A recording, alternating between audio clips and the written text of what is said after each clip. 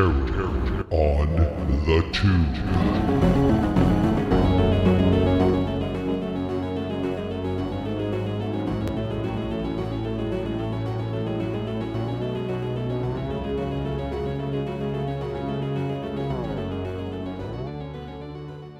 Welcome to Terror on the Tube, where we watch and discuss horror and suspense made for TV movies from the 70s, 80s, and occasionally the 90s. I am Gilman Joel, and I am joined by Pumpkinhead Peter.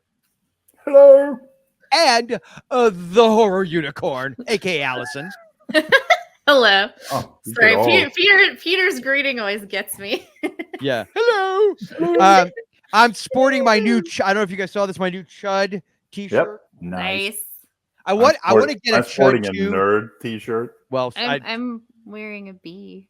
There you go. Oh, that's appropriate. I want a Chud 2 Bud the Chud T-shirt. That's what I want. Oh, yeah. I wish it would make sense. All right, so we are here to discuss a certain Terror on the Tube flick called Savage Bees from my birth year, 1976.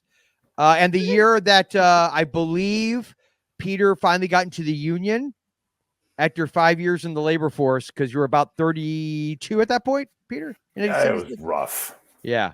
Super rough. Okay. I was born this year. So, Peter. Yes, sir. What? I was not alive yet. You were not even a gleam in anybody's eye. It was, yeah. Well, you never know. My parents got married 2 years after this movie came out. Oh, okay. So, Peter, synopsis. Oh, yes. Let's see. The Savage Bees. It was originally aired on NBC on Monday, November 22nd in 1976. And, it's not completely accurate, or, well, it's overstated maybe. The festive fun of the annual Mardi Gras celebration is brought to a halt when a swarm of African killer bees escape from a foreign freighter.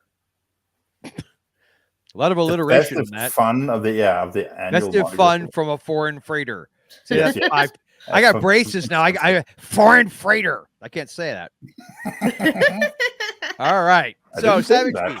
I'm going to start this off on a positive note. Oh boy. So here we go. Peter, yes. Could you do me a favor? Yeah. Okay. Could you go through the list? And if there are any more killer ant or killer bee movies, please remove them. Oh, yeah. Please. What? Please Why? remove them. Because I've determined, as much as I love nature run amok movies, there's a subgenre which involves very, very tiny creatures that honestly is like watching paint dry for me. You probably wouldn't like Phase 4 then. I know I know the title. I like it. It's super weird. That's the giant ant movie there, right? Are they giant? No. Okay, so I think that's Empire of the Ants. Okay. And that has Joan Collins. Yeah. And Not that Crawford. is wackadoo nuts. You'd probably enjoy that because I've seen that one. I do like that. I like big ants. Yes. Phase 4 is like it's like sci-fi psychedelic kind of. It's very bizarre. It's kind of like 2001 meets an ant horror movie. Okay, but see, at least that's different and interesting. I really liked it. It was but I like weird stuff. So okay, but I could like weird. Yeah. I just don't. It's a little slow. It's a little dreamlike. It's like it could have benefited from a Tangerine Dream score. Oh, it's everything very weird. Could benefit from it. That's true. I mean, yeah. Oh, I just showed my kids. By the way, I just watched Near Dark with my kids. Still my favorite vampire flick. Love that movie, and I forget how good the score. Every time I watch it, I'm like, oh, that's right. The score is so good. Oh, God, I love it so much. Anyway, I digress. So this movie, though. Bees. You know what? So what's funny is I had a very specific childhood memory unlocked because of this movie. I remember at my uncle's house where I saw most of my horror movie watching with my cousin Chris. He was a little older than me. I remember sitting in their living room and seeing a scene where a VW bug covered in bees goes into a football stadium of some sort, and I thought it was the Swarm. For years, people would say, "Oh yeah, I see the Swarm. That's the one with at the end, right, with the VW bug." And people never corrected me, so I guess I thought I was right. No, that's this movie that I apparently at least saw part of as a child because I remembered that very much. Because Gretchen Corbett is in it. And that's not why I remembered it.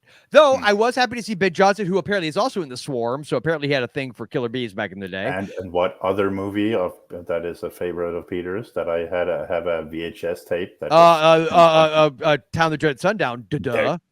Yeah. Peter, is Gretchen Johnson, is that the lead actress in this? Yes. Okay. Corbett?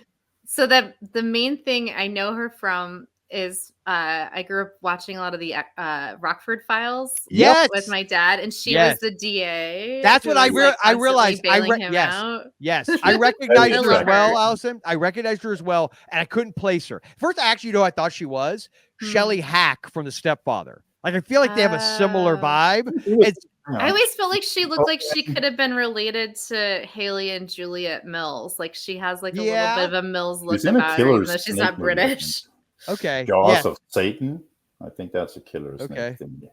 Well, Gretchen Corbett is a very attractive woman. And she was in Columbo. Okay, well, the thing though, I remembered her as well, but I looked through her whole filmography. The only thing I could determine, I don't remember, was because I saw that as a kid as well. I remember watching that with my parents. It would be on, and I always liked that show. Yeah, it's a good show. Yeah, it is a good show. Yeah. So, while we're going through this, let's go. I do love this poster. I will say this: I want that poster. That is great. Yeah, it is. That is a great poster. That one where it's crawling up her nose, the nostril is kind of disturbing. Yeah. So we have Ben Johnson. We already mentioned him, of the Town of Dread Sundown and Red Dawn fame, and I think he was also in a lot of westerns. Michael Parks. Yes. The great Michael Parks. Yeah, he was. That guy is awesome. Reynolds. Yeah, he great actor. Let's see here. Paul Hecht. The name sounds familiar, but I don't remember. Yeah, he's mostly. I looked him up. He was kind of mostly small parts, and you know, I think. Okay, so I recognize his name, and I'm not looking this up right now, but I think he was one of the key actors in the late 70s and early 80s that was doing a lot of the CBS radio mystery theater dramas. Okay. Along with I'm blanking on everyone's names that also did it, but there was just like a slew of recognizable actors from like the 60s and 70s and that were doing voice acting for this, and I feel like Paul Hecht was one of them. Okay, I could be wrong about that. So Gretchen Corbett, we already talked about her. She played Jeannie Devereaux because you know it's apparently in Nolans, so you gotta have a Devereaux. Scroll up. We have Jeff Durand too. Durand. What are you talking about? Michael Parks. Oh, he plays Durand. Dr. Jeff Durand. Oh, I was like, is that the actor's name? No. Yeah, I already said So Michael Parks, Horst Buchholz. Yep, he was on a lot of westerns. Okay, I would assume based on the thumbnail that would be true. Bruce French. He was actually in Iron Eagle 3 too. Oh, okay, cool. There's nobody else I recognize. Bill Holiday, no relation to Billy.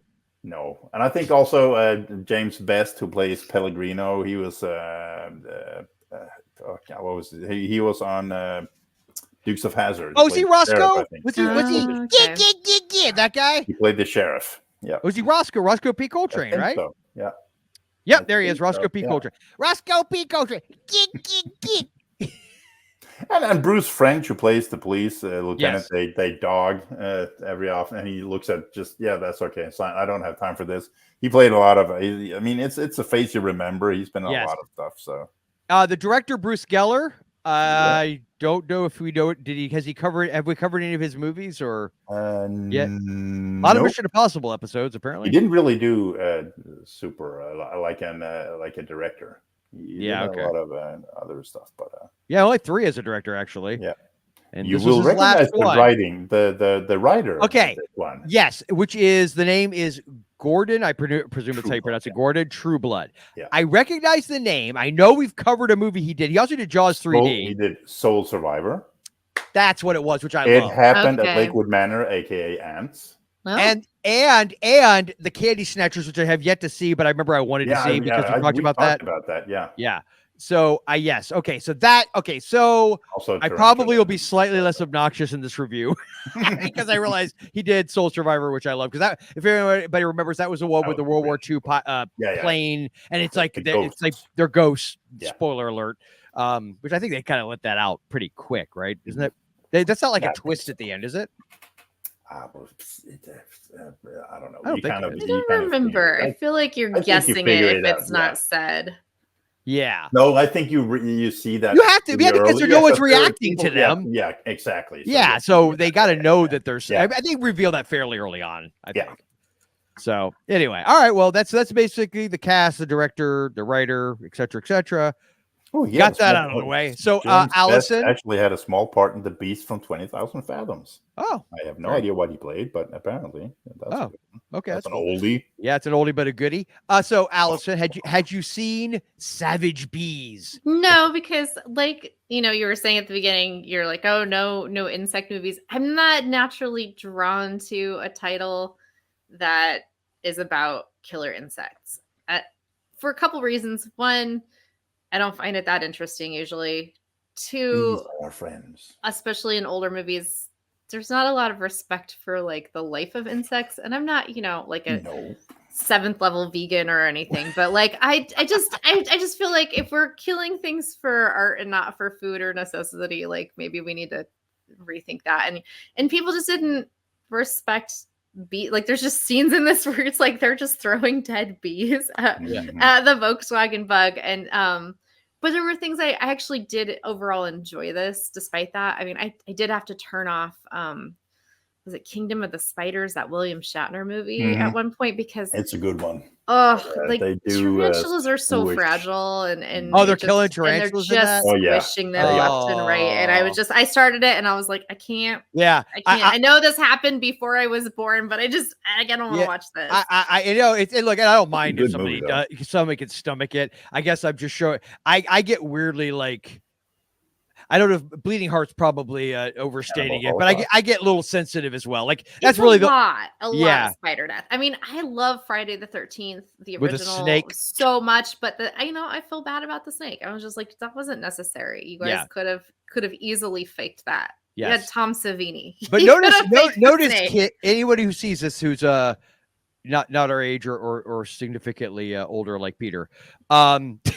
Sorry, Peter. I don't know why I'm taking shots at your age all of a sudden. I was expecting it. If you hadn't done it, I would have been mad. Okay. So, but the difference is that we're not saying there's like if it doesn't bother you and you're good, we aren't judging people's enjoyment. No, not at all. Not at all. But you should know that is it is real. They really do kill insects for this, and that's just part of the movie. Yeah. Also, I don't know if we usually go into full spoilers. We're going to mention that it doesn't show it on screen, but this movie wants you to know it's going there at the beginning because it opens with a dead dog, and then pretty soon after that, we see a little girl get attacked, and then later her body is found. That down. And I was like, this is the TV movie equivalent of trying to be serious horror. They're like, everyone is vulnerable, and here's this adorable little girl going to church. Yes. Although I will just real quick mention one of my big pet peeves with this movie was when you had scientists talking about these bees, because it's taking, from the headlines, it's the Africanized honeybees.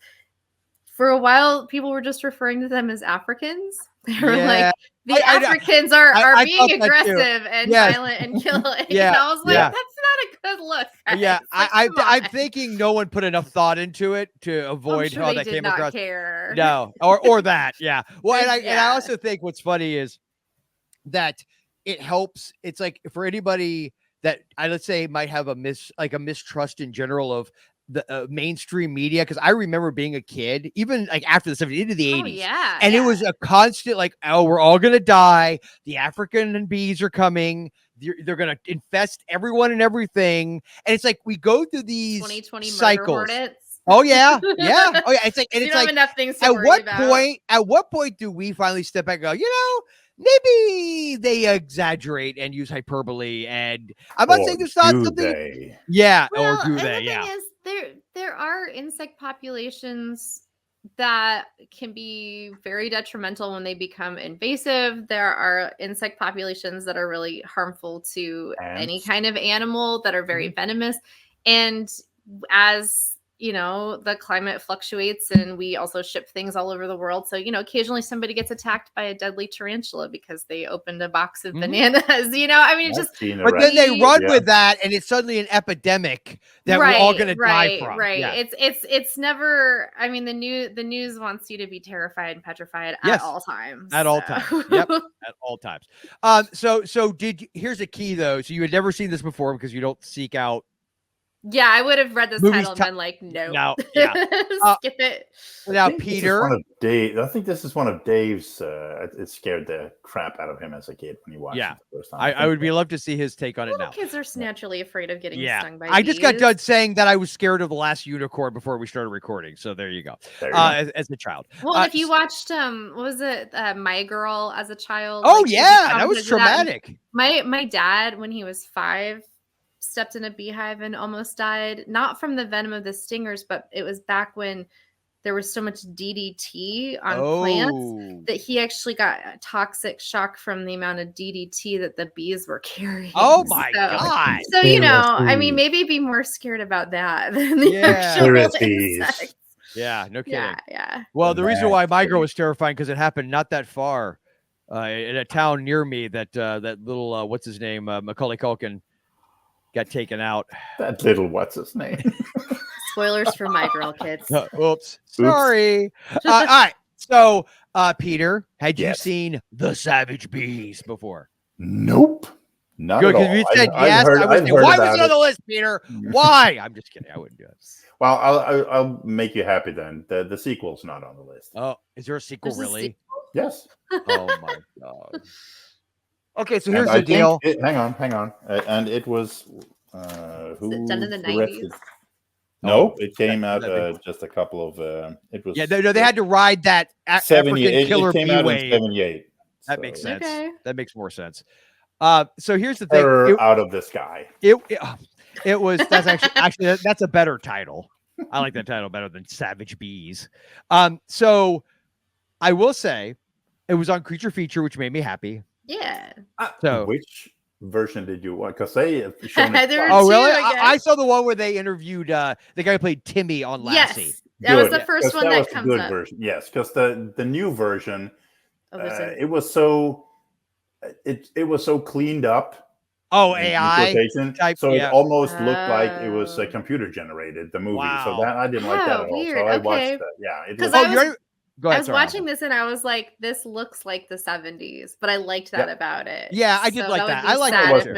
It's also the French version. If you on Tubi, it was on. Here's the thing: when I searched for it, it's on Tubi. It's on just regular Tubi, and I started watching it. But the quality of the one, gotta love Tubi, man. It literally looks like somebody uploaded a VHS copy. Like it does that rolling thing where the tracking is off. I also love Tubi. Because if you look up on YouTube.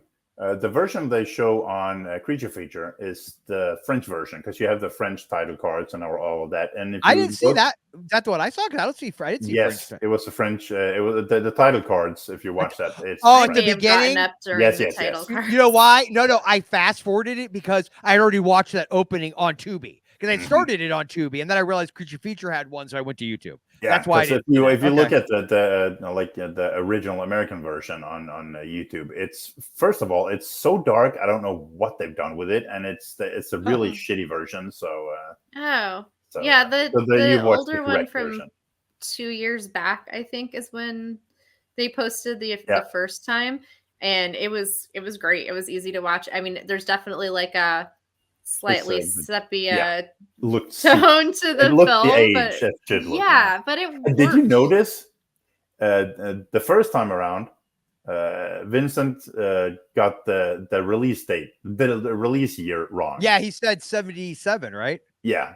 Yeah, and I checked on the new version too because I wanted to see how that looked, the version, and he gets the year wrong again. He says 78. Maybe just didn't care. Probably. I always feel like he's riffing on kind of like an Ozzy Osbourne type of character. Yeah, so even if he got it wrong on an actual accident, which is probably likely. I feel like that kind of fits with his totally. character. Yeah, Like, the disinterest, like he whatever. partied too hard in his youth, and he's got Little big fried. hair, and there's not a lot going on. Yes, yeah, for sure. So neither of you had seen it before. I know I had. Well, actually, it turns out I might have actually kind of at least seen the ending because I had a memory of it. So here's the problem I had. I'm just gonna lay it out. All the cards, all full transparency, cards on the table. I hope you guys loved it because I had to watch. So we watched the first hour yesterday. I got up this morning dreading finishing it because I'm like, oh god, it for me it felt like a slog. I've never done this. To make sure I got through it in time, I watched the last hour on like 1.5 speed. Except for the creature feature parts, I went back to normal, watched those, and then continued with the movie at 1.5 speed. It's you know what it is. So I've been doing a deep dive. My kids and I are working on some video movie projects and whatnot, and we're working on screenwriting and storytelling. And so I'm showing them all these different videos and ideas. And Parker and Stone from South Park had this video. If you ever want to see it, it's actually very cool because they go into what their writing process is for South Park and why those shows always work as story. And they were talking about how they finally learned this technique called therefore, but. So most stories, well, not most, but a lot of stories, especially ones that feel like a slog, it's like this happened, then this happens, then this happens, then this happens, right? But there's no strong cause and effect, right? It's just pushing the plot along.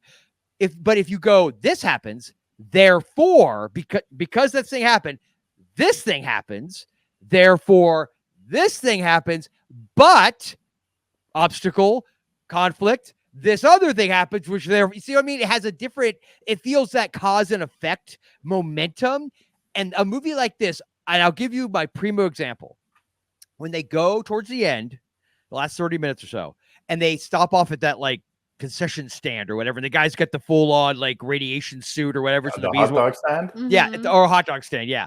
And so he goes in there and because they realized they needed his suit to tear and I know what you're talking about. All of a sudden, this couple out of nowhere, they have nothing to do with this movie. They're driving along. I got to use the or I'm hungry. I think he says, I'm hungry. And they're dressed as pirates. Yep. Why would he wave his friggin' Oh, no. Why would you have gotten out of the car with it, dude? Oh, I'll tell you why. Because he needed him to be waving it away to get the bees away from him so he could cut the guy's suit. That is so, like, look, every movie is contrivance. There's no movie that's ever been made that wasn't a contrivance after contrivance.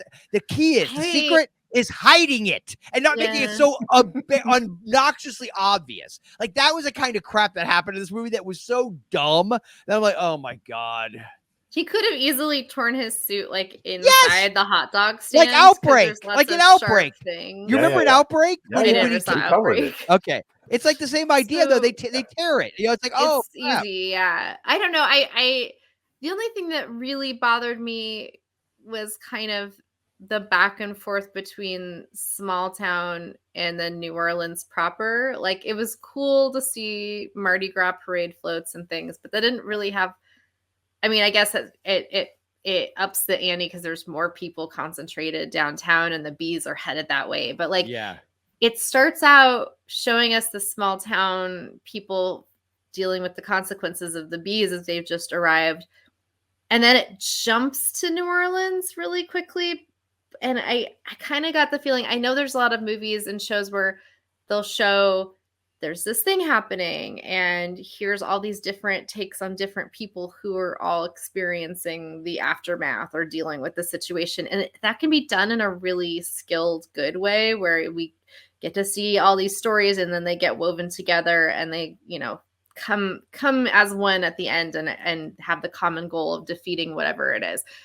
But this kind of felt abrupt. Like it felt like somebody was attempting that, but they weren't doing it in a skilled way. So it felt jarring when we were suddenly in New Orleans. And I was like, wait, what are we doing here? Why? Like it was eventually explained, but they just kept jumping back and forth. And that's like, oh, the sheriff's back in his little town, which I don't know if it's the same parish or if like how far. I wasn't real clear on how far away the town was. Like, I don't think it was real far, like maybe half an hour. And I think they mentioned it, but I didn't take notes. So, I overall I did enjoy it, but there were some things about it that I just felt like I see what they're trying to do here, storytelling wise, but I don't feel like it 100% works. No, and the thing that I kind of thought when they're driving through town, and why this is Mardi Gras, and I get that people do have to sleep sometime, but how come the streets were basically empty? Yeah, it was like 8 Yeah. I was like, And those again, 70s Mardi Gras is pretty mellow. Yeah, and again, when they're driving through, warning, get off the streets, sleep, because there's a swarm killing. Would people just, because they're like, oh no, and run into hiding? Like, based on what? Would people do that? I would like, wait, what? There's what? I actually think people would be drunk and be going, yeah. Wait. Let's not wait. We got an opportunity here. They yell out, "Show me your bees!" Yeah. They would do. So I did. As annoying as all of that is, the thing that got me. Okay, look, I know sometimes we go on rants about like that, like fake, like kind of girl boss nonsense. But the flip side of that annoys me maybe even more is the, that crap. And the girl at the end in the car. I can't breathe. Why? It's a car, not a Drew came home towards the end from work and he was like, attack, sir. Okay, but you know what, Daryl. Obviously, a Freudian slip. I miss Daryl so much. I wanted to blame him for something. Peter, the problem with that is they never establish. Like if they establish he's somebody who deals with that, fine. Or my kids made the point. Like what happens to Michael Park's character? They start to get in the car with him. That would be a reason to freak the heck out. Yeah. But there's no for whatever reason, apparently her VW Bug is impervious to them coming in, whereas the cop car, no problem. It just doesn't. It's like they had a plot. They knew they wanted to achieve these things, and they're like, all right, we got to get there some way, kids, and they just went with it. That's the problem. The Beetle is German constructed. It's impervious. Impervious to the Africanized bees. Well, if she was, because if she was actually like, she wasn't in the car long enough to be suffocating from having everything sealed. I think it was a panic attack. I don't know about that's you. where they were heading. Have you guys ever sat in your car for extended periods of time? Like, let's say even in Florida, if you lose your air conditioning, it sucks, and you probably much more likely to get heat stroke, right? But if say it's a decent time of year and your windows are up, I used to have many cars that the air conditioning crapped out on, no heater, and January, February, Florida, it get downright chilly. And be quiet, Peter. And for a Floridian, it can. And so, do you really need heaters? The cold-blooded Floridian, it's very chilly. And so, I remember having the windows up, and I'd have to drive somewhere. I'd be in the car for like an hour, maybe 2, with the windows up. How did be at the drive-in? Or at the drive-in. Yeah. Now, the worst thing that happens there, it fogs up the windows, right? You got to turn the defroster on for a minute. My point is, cars are not sealed airtight. You could sleep in a car if you needed to, and it doesn't have to be on. That is so dumb. And she's not even in it that long in the grand scheme of things. I don't know, man. That part drove me crazy. Help me. Oh. Really? I to comfort her. It's Gretchen Corbett. Whatever. Yeah. Peter wants to be in the VW Bug with her. Yeah. This is and again, we'll let the say what is that? Oh, God, what was his name?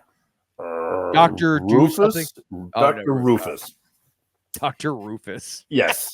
He said in the beginning of the movie that they had to be careful because they don't like loud noises apparently, and they don't like the colors black or red. Yes. Yeah, she drives by the way, the red car. Did anybody else yell out racist bees? Yes, because the little girl, yes. the guys at the I thought that too. I'm like, are they doing this on purpose? Are they?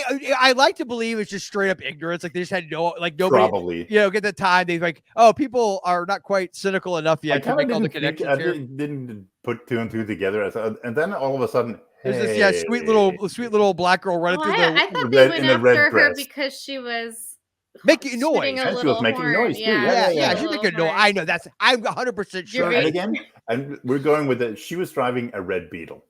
But yeah, the red. When I watched, I was like, okay, so she already knew about the red being a bad color. Yes. So you're gonna ride up in a red Beetle, and she showed up in the red Beetle, and then she also honked her horn. No, but she was supposed to. Yeah, Because it they was were just gonna get them mad, so they would attach themselves to the car as they drove through. It's just go with it. You know what? Here's the thing. I like bonkers things, Peter, but there's bonkers that just, it's like, you just go, it's like crazy. All right, we're going to go with it. This is going to be nuts. But that's not what this movie, 85% of this movie is people sitting around discussing what they should do. That's the problem. Yeah. And then occasional dead body. Yeah. Did you also notice that Michael Park's character was wearing a super big and super red tie? Yes, he was. Yes, he was. He was asking for it. He was. Yeah. He had it coming. Yeah. He had it coming. I think for me, I think all of those complaints are super valid, and you know, a lot of these movies you could pick apart really easily. But I think for me, the bottom line is, do I enjoy the actors' performances overall? And I like Michael was Park. I fairly entertained, or was I bored? And I don't know. I wasn't expecting to like it at all. I think also it was like I had low expectations because of the title. I was just like, B movie, not that exciting.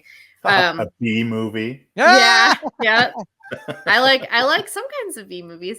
So this one I wasn't really looking forward to, and the title went out of my head kind of after we picked it, and I had to like go back and figure out what we were watching.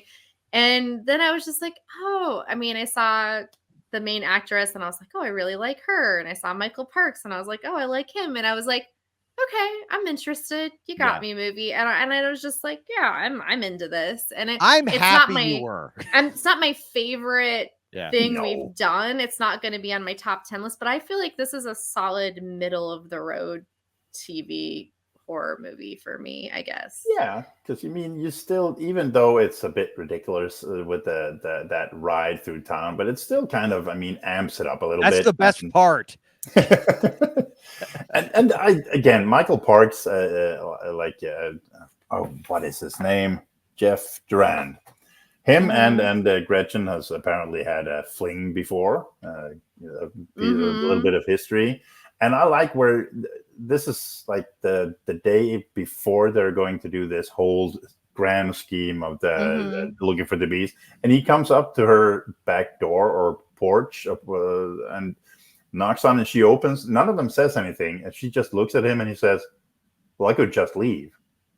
And then she invites him in. It's like, you don't really have to. I don't know. It's just, it's the way him.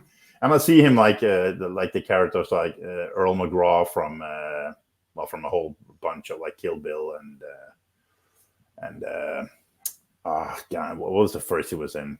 Was it From Dusk Till Dawn? From Dusk Till Dawn. Yeah. Mm-hmm. He plays the same character through all of those, and I've seen him. It's just the way he acts. It's like I love him. It's kind of no, he's a great actor. I love him. He has that kind of. I don't know, not taking himself all too serious, which kind of worked for me in this one. I started watching a riff tracks with my kids that has him in it called Spiked, about an Olympic volleyball team, an all-male Olympic volleyball team from like the early 80s. He plays the coach. Yeah, I think it's so bad. It's so bad. It's like bordering on not watchably, even with riff tracks. Okay. There's a scene in this one where I kind of went back to, I got a Star Wars line in, because they're out looking for these Africanized killer bees, and they come upon different hives, like we're out in the I know what you're saying. This is not the hive we're looking for. Yeah, I was like, these aren't the bees you're looking for. I turned all my kids. I went, this is not the hive you're looking for. I was like, move along. And did you do this? Because I did. Which one? Like this. Oh yeah, I did. These aren't the bees you're looking for. That's how you know you're a legit nerd. You do the hand gesture. Yeah. So here's the thing. Since obviously I'm the party pooper. Every party has a pooper. That's why we invited me. So I love the cast. Yes. I do. Ben Johnson, Michael Parks, and what's her name from Rockford Files? Corbett. Yes. Minus her character and where she goes by the end. I just thought it was stupid. But I like that. I like that it unlocked a childhood memory of like being like 6 or 7 or however old I was seeing that. It was obviously playing on TV. And to your point, I just thought it was boring. I just thought it was so like it reminded me of the Ant movie we covered. It's like nothing felt like ever happened, and they're trying to chin up this human drama that just is so meh. It just doesn't do anything for me. I don't care about anything that's happening here. The stakes always feel like weirdly like, oh, it's gonna kill everybody at Mardi Gras. Yet, to your point, there's like 8 people there. So if we see crowds and we knew the bees were incoming, that would make sense. But we never get any of that buildup. It never feels like there's no sense of that, like one thing leading to the next thing. It's just like, we got to call this guy. Might be budgetary reasons. I definitely think that was I'm sure it was. I will say this, as a dog lover, right? I'm a big time dog person. Mm-hmm. The opening, I get why Ben Johnson is heartbroken, but my kids pointed out, this guy's like a small town sheriff who's probably seen some stuff in his life at some point, right? And he's of an age, and this is 76. He probably was even in World War II. And the guy, and I get it, a man and his dog, I get it. But he literally acts like they killed his kid. Like they I guess to the degree that this guy, I get it, being upset, but it's always to a degree where you're like, has like no crime happened in this town in your entire tenure, sir? Like, have you not seen a single dead body? Because he acts like he's seeing that. He acts worse about the dog than when he finds that little girl. He mentions to his wife that he thinks the dog was poised. Yeah. And there's no, like, I feel like there's a story there. Why do you? Why do you something happen? Yeah, it's like we're missing a prequel or something. Yeah. That would have been like this guy. Yes. that would be a much more interesting story to me than if he thinks there's somebody in the town who apparently doesn't like him because he's crossed paths. Because there's that moment with the board members or whatever, where he kicks him out of the office. And so I think that's a much more interesting story than what they do with Michael Parks and the lady. I feel like Corbett. Why can't you remember? I don't remember it. I want to keep calling her Devereaux. That's her name. It was in the movie. Yeah. So I feel like that would have been a much more interesting idea. That this small-town sheriff has gotten on the bad side of these people, and they're trying to drive him out. And like maybe they the fact that he jumps to the conclusion they poisoned his dog is pretty intense to do to somebody, let alone the sheriff. But like his reactions to it just felt weirdly out of proportion. So he's like taking it into the city for an autopsy, and you're like, based on what, dude? Like, you found your dog. It was 6 years old. That sucks that it died. Why are you jumping to a conclusion it's been poisoned? Yeah, it feels like there's some history going on behind it. I feel like there's a story there that didn't get that we don't get that we never got. Yeah, okay. That's the Savage Bees, the prequels. No bees in this one. We don't need a prequel. So yeah, I didn't like hate it, but that's the problem. It's like I feel totally apathetic toward it, and I just felt bored by it. That's the problem. I think that happens a lot with some of these. Yeah. I'm not just saying just you. Like I've had that feeling before too. Yeah. There's certain ones that I can at least pull out. Like, okay, yeah, but I really loved the setting. It's like the setting was even kind of it was fine. There was a small town, and then apparently New Orleans in the 70s. That was not a lot of Mardi Gras.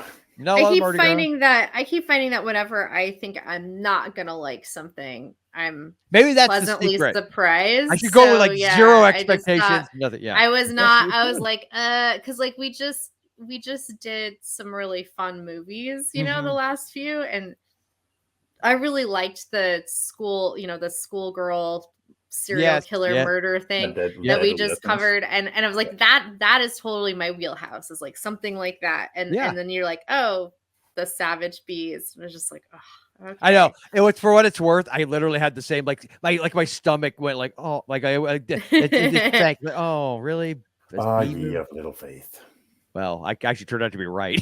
As far as I'm concerned. Well, for your sake, yeah. For my sake, yeah. So that's all I can go. Have you seen Twin Peaks yet, Joel? No, not yet. I need to watch it. You like Michael Parks' character? That's right. He's in that. Cool. The main reason I want to see it is, besides the fact that I feel like it's pathetic that I've never seen it, and everyone's like, "You got to see Twin Peaks," is Everett McGill and Wendy Roby who played People Man Under and the- Woman, People Upstairs, and they're Mhm. together in the Shout show. out- shout out is always Literally, a- the only always main a reason TV why guy. I've been wanting to see it all these years. I'm like, oh man, I want to see it because It's of a that. really great show. Yeah, man. I believe We you. were- I believe yeah. I've seen it several times. It's funny because I watched People Under the Stairs in like high school with a friend and loved it, and then watched Twin Peaks in college and didn't make it'd been so long since I'd seen People Under the Stairs that it wasn't until I rewatched didn't it make and the then I was connection? like, oh, it's these guys. Yeah, That's but great. if I do understand it correctly, I think their characters are totally different, right? No, but it's just Well, really yes. interesting to see them together Yes, in this different way, in this nuts movie. Well, she is kind of nuts in Twin Peaks too. just maybe not to the same degree. so much, yeah. Well, I don't know. In It's a different way? Yes, Okay. yes. Yeah, I can't talk about cotton balls in our house without me. Nope. Okay, well, don't tell me. Don't tell me anything. Don't tell me anything. Drapes. Says the guy who's already spoiled like 3 different things since we started this It's episode. not a major spoiler. Oh, it's okay. it's a very side detail, but it's Oh, a okay. funny detail. Okay. Yeah, I need to watch it. I know I do. Did you guys watch the Michael. new version? Did you watch the No, new? not yet. I But I need got to like go back. halfway through it, and then there was a part that I was like, I'm not in the right headspace for this. Oh, and okay. I stopped. Like Twin Peaks is disturbing nothing. or okay.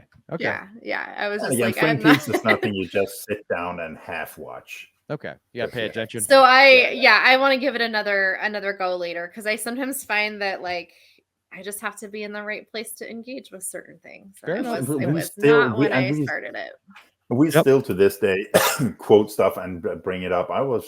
We talked about the log lady today, me and a friend, just casually. Aw. What's So- hilarious is that don't know this what has that is. nothing to do with bees. Well, bees, logs, there may be. Okay. No, That's a stretch. well, it's Michael Parks. All right, that's our talk on bees. It's sort of That's okay. That connects. That does connect it. That's fair. Michael Parks does connect it.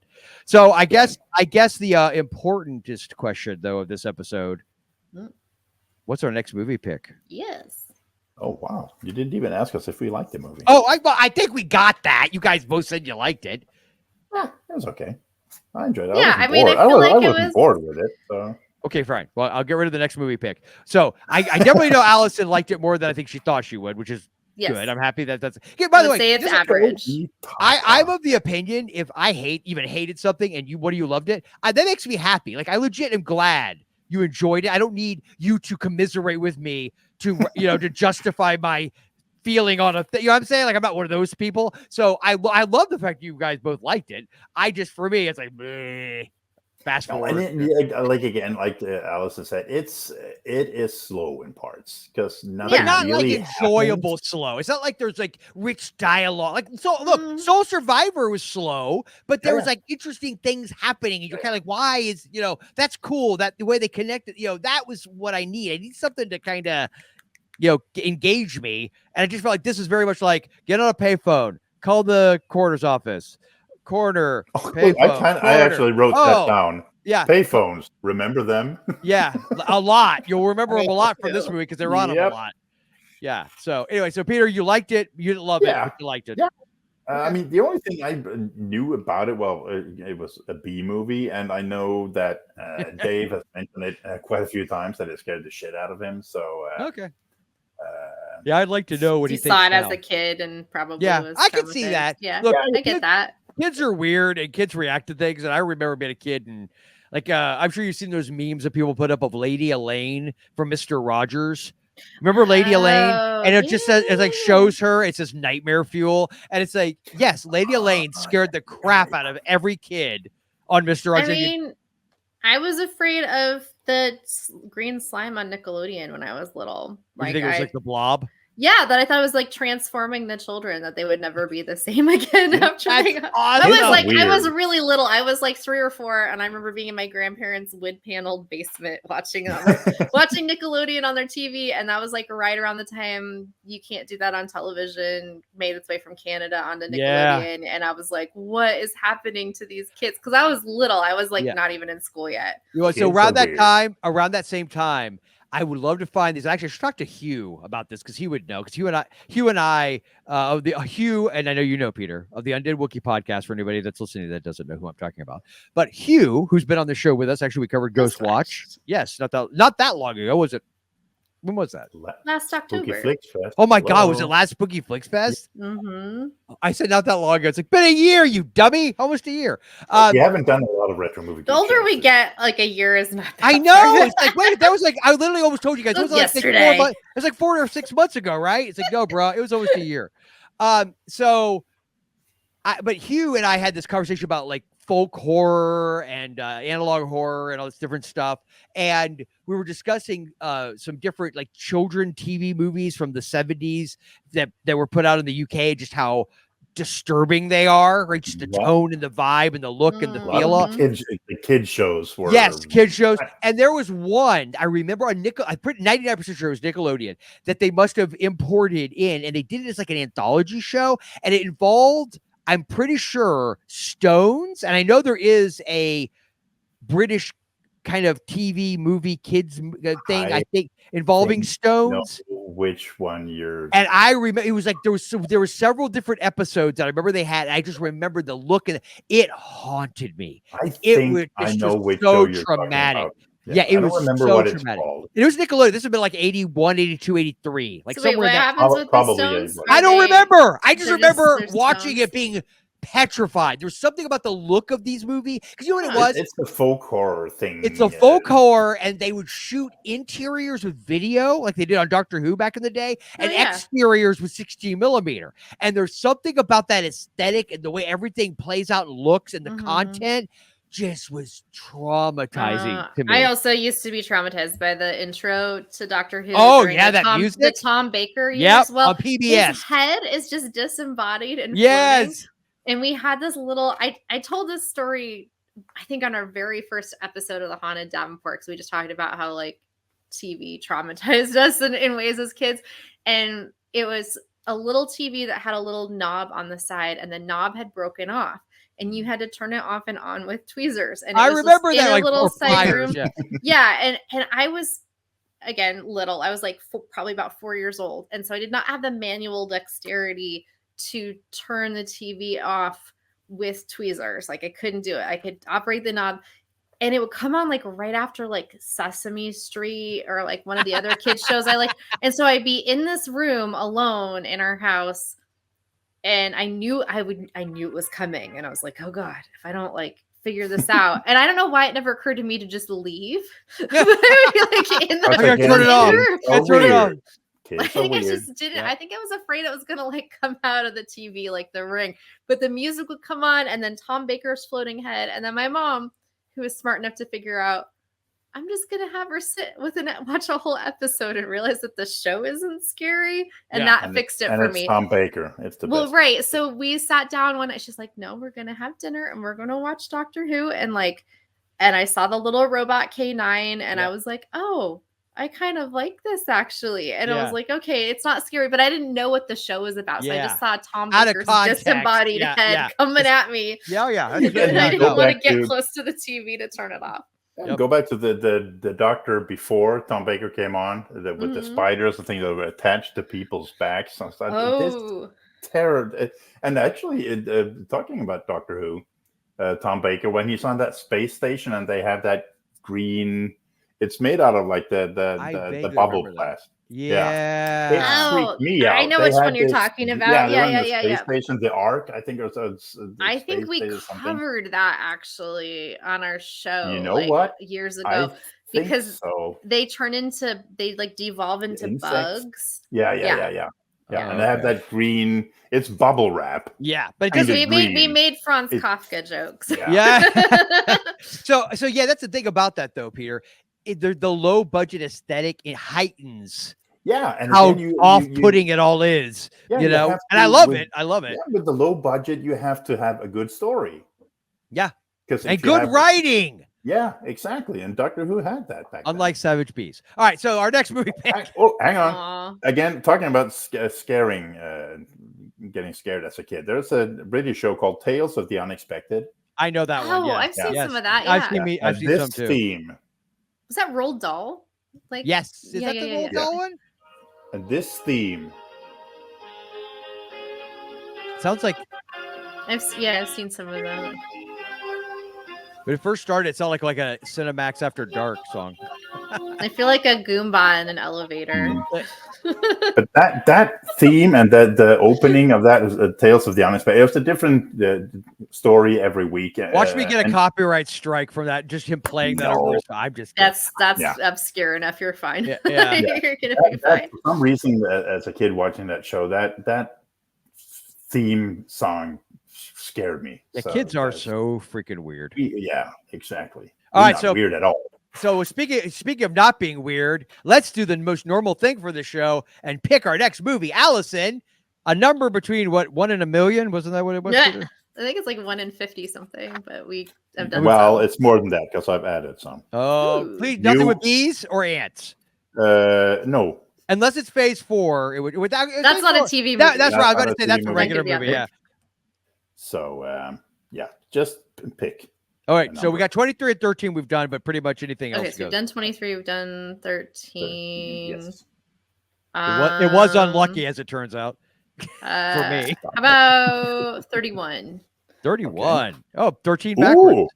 Okay, 31. I think Joel will enjoy this one. Uh-oh. Yeah, No, don't get so sure. Yeah. No, it's 1978, and it's Devil Dog, Hound of Hell. I've seen this one. Oh, ready for this? So have I.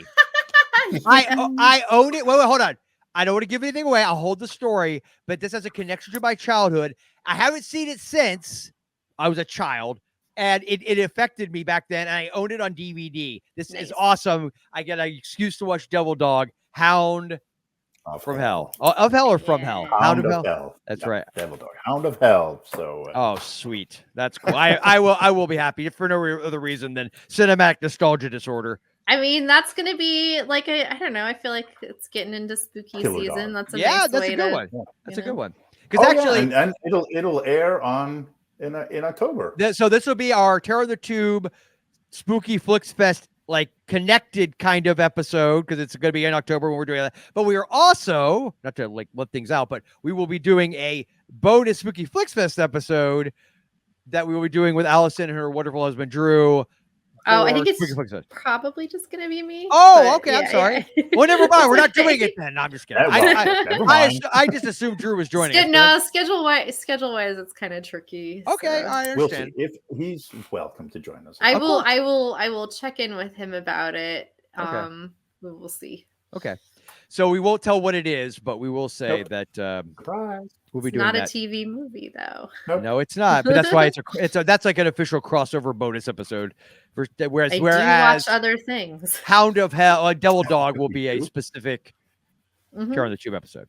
Cool, awesome. All right, well, I guess then on that note, any other final things you two want to say, need to say? Peter, where can they find you? I feel like we didn't do that last time. Did we not? We didn't.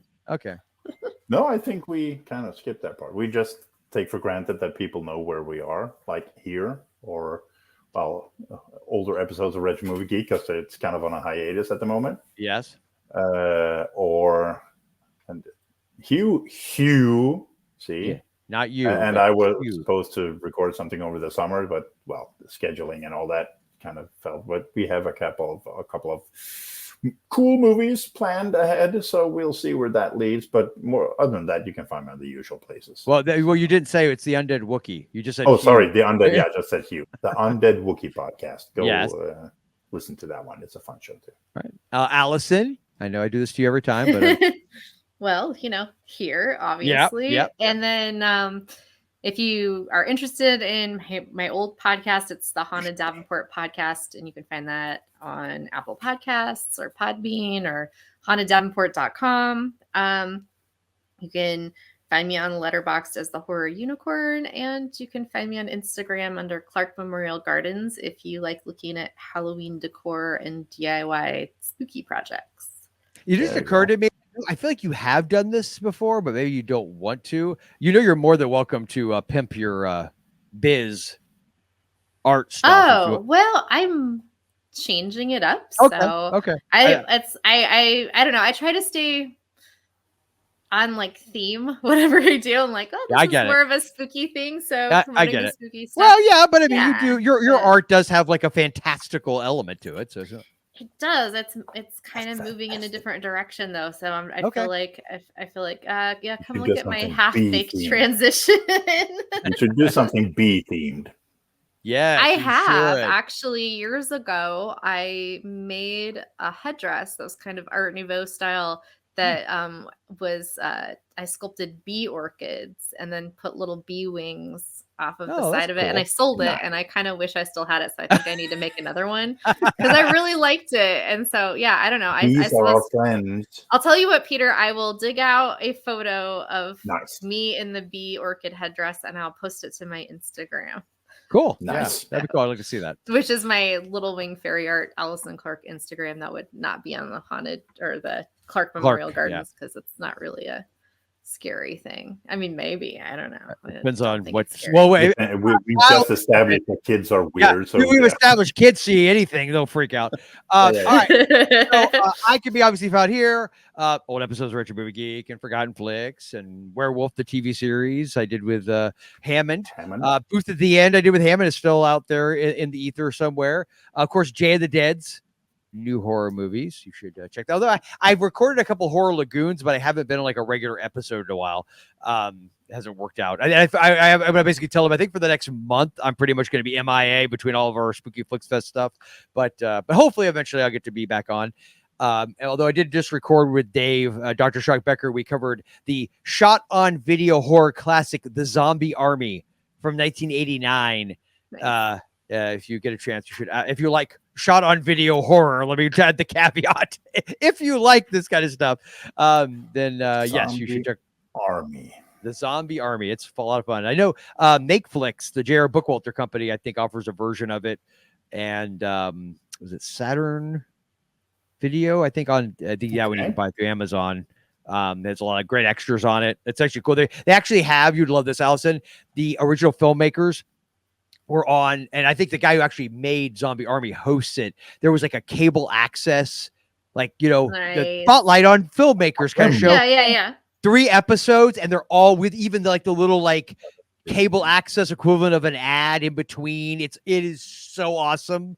It is so great. That's one of the best. I used to love cable access. Yeah. It's so funny because it occurs to me that's what YouTube is in a sense, right? It's cable access. Roku channels. Roku, yeah. When we first got our Roku stick, I was just like, oh look, there's just all these channels that people are putting content on, like B Zone and actually Count Gordeval has his own Roku channel. Yeah, that's cool. Got the Screaming Skull right now. I recommend checking it out. Yeah, cool. The Zombie Army, is that from 91?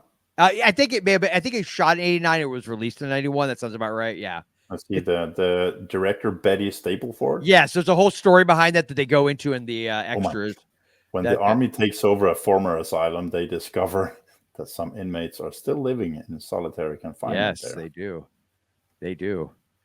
It is. If you are into shot on like SVHS, late 80s horror with actually some shockingly good effects from the other. That's the cover. It's got that Uncle Sam cover kind of vibe. I want you for The Zombie Army. That's right, baby. Yeah, love it. So that will hopefully be playing out on the. I think Jay of the Dead just released a 10-hour episode, and the Horror Lagoon I did with Mac. How? I don't know. I don't know. See high on pixie sticks. He might doing? I know.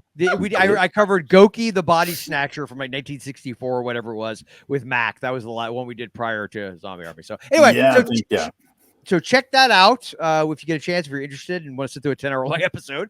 And of course, Mom and Pop Video Shop, where if you're watching the video, I didn't say this at the beginning, but there is a video version of this episode playing on the YouTube channel. So if you want to see the lovely Allyson and these two schmucks, we are here doing this thing on the YouTubes. So check it out if you're so inclined. Feel free to subscribe to the channel. My buddy Tyson and I do retro reviews that come out every Monday. And Spooky Flicks Fest, we're going to have Spooky Flicks Fest is going to be a little different this year. I probably should just say hint at this, tease this, but certain episodes, certain bonuses may only be available on the Mom and Pop Video Shop YouTube channel. So like and subscribe. There you go. So that one day we could become monetized and make like $28 a month if we're lucky. Yeah, I'll take it. Yeah, it'll pay for sacrifices that you have to feed to your clown doll. That's you know? true. That's true. True. All right. So Human on sacrifice. on that note, then, until next time, remember, when it's late at night and you can't sleep, you might find yourself flipping through the channels. But if you do, I don't know what that was. Beware, because you never know when you just might stumble across terror on the tube.